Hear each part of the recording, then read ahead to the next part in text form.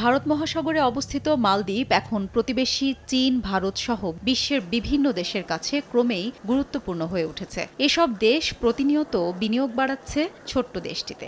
এবার গুরুত্বপূর্ণ এই দেশটিতে আয়োজিত হয়েছে south Asian business excellence award 2024। এর মাধ্যমে প্রতিযোগিতামূলক এ বাজারে বিভিন্ন শিল্পের ক্ষেত্রে পথপ্রদর্শক ব্যক্তি বা প্রতিষ্ঠানকে স্বীকৃতি জানানো হয়।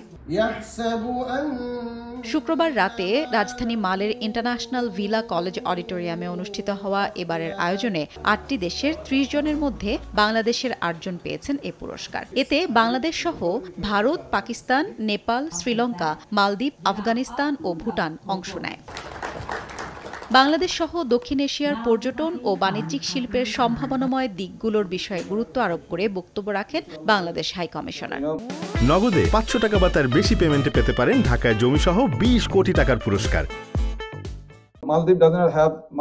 বিদেশের মাটিতে পুরস্কার অর্জনের মধ্য দিয়ে বাংলাদেশের সুনাম বাড়বে বলে মনে করেন পুরস্কার গ্রহণ করতে আসা বাংলাদেশিরা। সেই সঙ্গে দক্ষিণ এশিয়ার ব্যবসায়ীদের মধ্যে বন্ধনকে আরও সুদৃঢ় করবে বলে আশা প্রকাশ করেন ব্যবসায়ীরা। সময় সংবাদ, মালদ্বীপ।